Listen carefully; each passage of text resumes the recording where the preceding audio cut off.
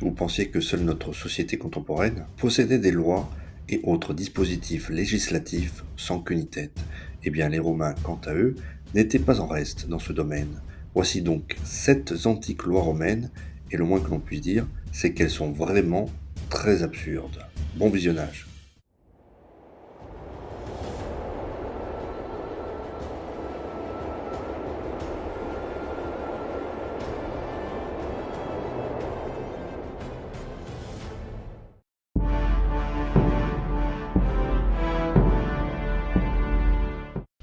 Dans la Rome antique, la couleur pourpre était réservée à l'élite.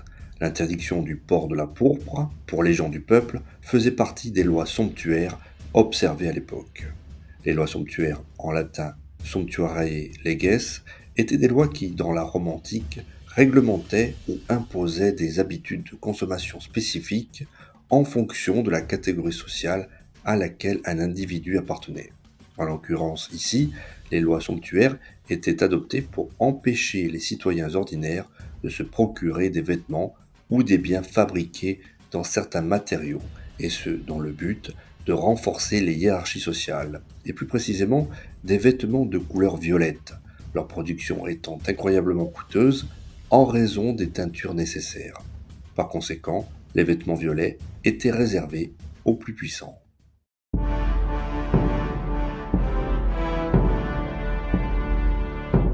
Aussi étrange que cela puisse paraître, il était totalement interdit aux femmes de porter le deuil dans une Rome antique où certes la misogynie battait son plein. Il leur était également interdit de pleurer ou bien de se tenir au premier rang lors des enterrements, même s'il s'agissait de celui de leur père, ce suprême honneur étant réservé aux hommes. La croyance populaire dans l'Antiquité voulait que lorsque énormément de personnes pleuraient la mort d'un défunt, cela avait un rapport direct avec son statut et sa popularité de son vivant.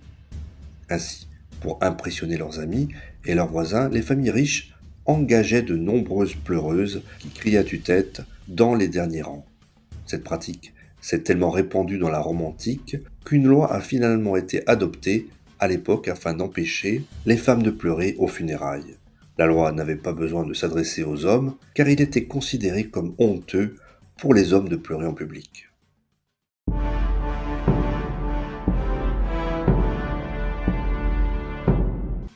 Dans la société romaine, les femmes considérées comme vertueuses devaient avoir les cheveux noirs. Une blonde naturelle était typiquement associée à une culture barbare ou à quelqu'un qui venait de Gaule.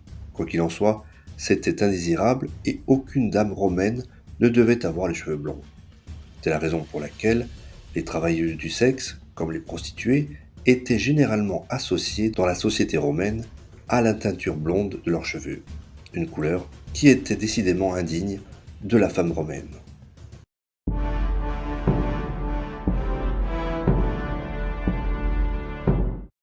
Croyez-le ou non, les Romains étaient très superstitieux. Pour cette raison, ils considéraient la foudre comme un acte de leur dieu suprême, plus précisément un acte du dieu Jupiter, maître de la foudre. Cela signifiait que si une personne était justement frappée par la foudre, alors Jupiter devait forcément la détester.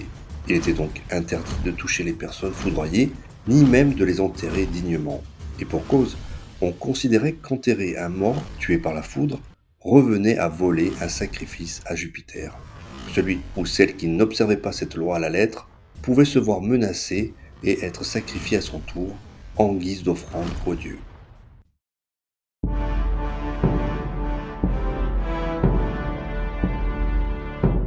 Les pères de famille se voyaient attribuer le statut de pater familias, qui leur conférait un pouvoir absolu sur leur foyer, mais également sur tous les membres de leur famille.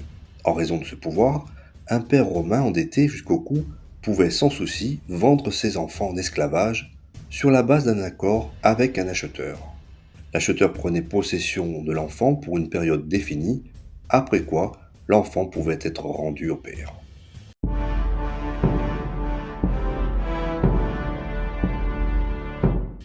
Le droit romain stipulait spécifiquement que si vous possédiez quelque chose pendant une certaine période de temps, cette possession devenait votre propriété légale.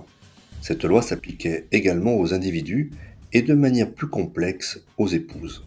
Cependant, de nombreuses épouses romaines ont su intelligemment profiter d'une faille dans cette loi. En effet, si elles souhaitaient rester libres et ne pas devenir la possession légale de leur mari, elles devaient chaque année disparaître de leur domicile pendant au moins 3 jours d'affilée.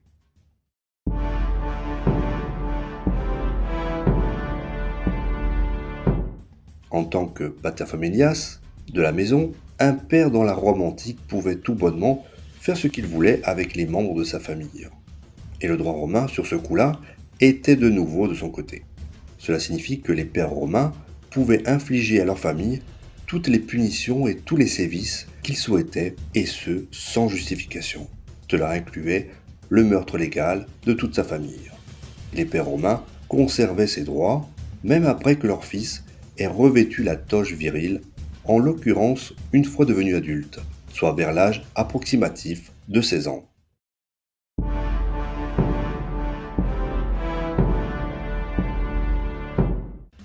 En conciliant l'héritage de l'ancien droit, les techniques venues du droit romain ou du droit coutumier, ainsi qu'un droit familial de type patriarcal en 1804 et certains principes révolutionnaires, le Code Napoléon ou Code civil a imprimé sa marque au droit privé français jusqu'à nos jours. Heureusement pour nous, il n'a pas daigné intégrer ces 7 lois romaines totalement absurdes.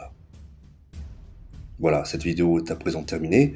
J'espère que vous l'aurez appréciée. Dans ce cas, n'hésitez pas à mettre un pouce vers le haut et à la partager. Dites-moi également en commentaire si vous connaissez d'autres lois totalement absurdes qui ont eu cours dans le passé, peu importe l'époque ou la civilisation. En attendant, on se retrouve très prochainement pour un nouveau documentaire sur Hérodote, la chaîne Histoire, ou bien à tout de suite si vous souhaitez visionner une autre vidéo de la chaîne.